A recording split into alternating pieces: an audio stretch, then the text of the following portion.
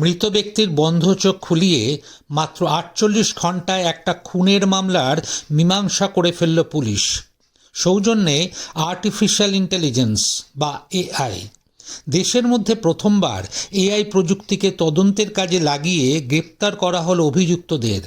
ঘটনাটি উত্তর দিল্লির কোতোয়ালি থানার গীতা কলোনির হলেও দেশের অন্যান্য রাজ্যের পুলিশের কাছেও প্রযুক্তি নির্ভর এই তদন্ত পদ্ধতি নতুন একটি দিক খুলে দিয়েছে বলে মনে করছেন দুধে পুলিশ কর্তারা।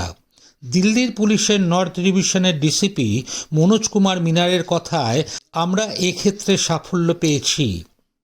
ভবিষ্যতে অন্যান্য রাজ্যের পুলিশও এআইকে এভাবে ব্যবহার করতে পারে। দিল্লিতে ঠিক কী হয়েছিল? গত 10ই জানুয়ারি উত্তর দিল্লির গোল্ডেন জুবিলি পার্কের কাছে ফ্লাইওভারের নিচে চোখ বন্ধ অবস্থায় বছর 35-এর এক ব্যক্তির মৃতদেহ পড়ে থাকতে দেখা যায়। পরনে জ্যাকেট, নীল রঙের জিন্সের প্যান্ট। কিন্তু বহু চেষ্টার পরেও তার পরিচয় জানতে পারেনি তদন্তকারীরা।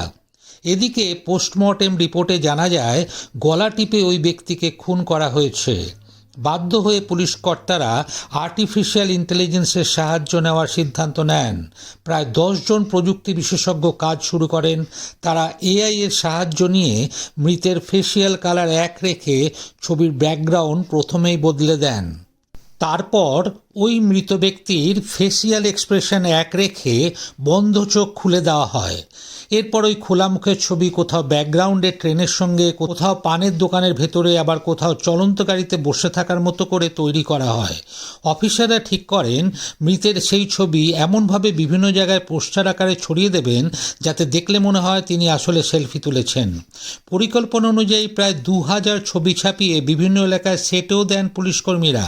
এমনই কয়েকটি ছবি পৌঁছে যায় চাওলা পুলিশ স্টেশনে। ঠিক একদিনের মাথায় ওই থানায় একটি ফোন আসে। সেখানে দাবি করা হয় যে ব্যক্তির পোস্টার বিভিন্ন জায়গায় সাঁটানো হয়েছে। তার নাম হিতেন্দর সিং, বয়স 35। তিনি স্থানীয় একটি অডিট ফার্মে চাকরি করেন। গত 9 তারিখ থেকে তাকে খুঁজে পাওয়া যাচ্ছে না। পুলিশ এবারে পরিবারের সঙ্গে যোগাযোগ করেন। বাড়ির লোকও জানান তারাও থানায় মিসিং ডায়েরি করেছেন। এরপর শুরু হয় আসল তদন্ত। কি উঠে আসে তদন্তে? পুলিশ মৃতের মোবাইল ফোন, ওই এলাকার আশেপাশের প্রায় 800টি সিসিটিভি ক্যামেরা ছানবিন শুরু করেন। তাতে জানা যায় 9 তারিখ হিতেন্দর তার বন্ধু পরমবর সিং ওরফে জেমস এবং প্রিয়াঙ্কা ওরফে অ্যানির সঙ্গে রাত 12:30 নাগাদ একটি মদের আসরে গিয়েছিলেন। সেই রাতে আর তিনি বাড়ি ফেরেননি। এরপরই পুলিশ জেমসকে তুলে নিয়ে জেরা করতেই জানা যায় আসল ঘটনা। কেন খুন করা হলো হিতেন্দরকে? পুলিশের বক্তব্য, কোনো বিবাহ বহির্ভূত সম্পর্কের জন্যই। ওই দুজনের মধ্যে বচসা বাঁধে।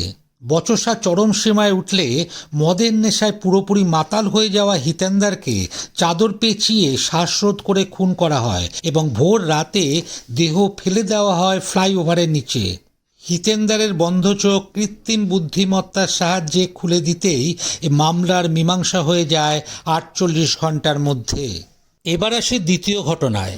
এ.আর রহমান প্রয়াত গায়কদের গলা জীবিত করলেন এআই বা কৃত্রিম বুদ্ধিমত্তা দিয়ে। এ.আর রহমান তার লাল সেলাম ছবিতে এআই এর সাহায্যে প্রয়াত গায়কদের কণ্ঠস্বর ব্যবহার করেছেন। তিনি জানিয়েছেন এর জন্য পরিবারগুলির কাছ থেকে অনুমতি নেওয়ার পাশাপাশি পারিশ্রমিকও তুলে দেওয়া হয়েছে তাদের হাতে। এআই যে কত কী করতে পারে তার আরও একটা উদাহরণ এই ঘটনা। দুজন প্রয়াত গায়ক বাম্বা বাক্য ও শাহুল হামিদের কণ্ঠস্বর ব্যবহার করা হয়েছে থিমেরি ইহেজুদা গানে। এই ফিল্মের মুখ্য ভূমিকায় রয়েছেন রজনীকান্ত। রহমান এই ঘোষণার পাশাপাশি হ্যাশট্যাগ দিয়ে লেখেন রেসপেক্ট নস্টালজিয়া। সঙ্গে লেখেন টেকনোলজি মানেই যে ভয়ের ব্যাপার তা নয়, যদি আমরা সেটাকে ঠিকমতো ব্যবহার করতে পারি। আমরা প্রয়াত গায়কদের গলার অ্যালগোরিদম ব্যবহার করেছি গানটিতে। গায়ক বাম্বা বাক্য অনেকগুলি গান গেয়েছেন রহমানের সুরে। 2022-এ হৃদরোগে আক্রান্ত হয়ে মারা গিয়েছিলেন তিনি। শাহুল হামিদ 1997-এ চেন্নাইয়ের একটি গাড়ি দুর্ঘটনায় মারা যান। এখন প্রয়াত গায়কদের গলার জাদু আবার শুনতে পাবেন শ্রোতারা। কিন্তু এই ব্যবস্থার পরেও অনেক প্রশ্ন উঠে আসছে। অনেকে বলছেন পরিবারকে পারিশ্রমিক দেওয়া আর অনুমতি নেওয়ার পরেও কি প্রয়াত গায়কের গলা ব্যবহার করতে পারেন কম্পোজার? কেউ কেউ বলছেন উনি বেঁচে থাকলে কি এরকম গান গাইতে চাইতেন। অনেকে আরো বড় প্রশ্ন তুলছেন, এখন সব কম্পোজার যদি এআই দিয়ে প্রয়াত শিল্পীদের গান গাওয়ান, তাহলে নতুন শিল্পীদের কি হবে? বর্তমান গায়কদের ভবিষ্যৎ কি হবে, সেটাই বড় প্রশ্ন। কৃত্রিম বুদ্ধিমত্তা বা আর্টিফিশিয়াল ইন্টেলিজেন্স নিয়ে আপনার অভিমত কি, কমেন্টসে জানান। আর ভিডিওটা ভালো লাগলে শেয়ার করুন এবং সাবস্ক্রাইব করুন এই চ্যানেলটি।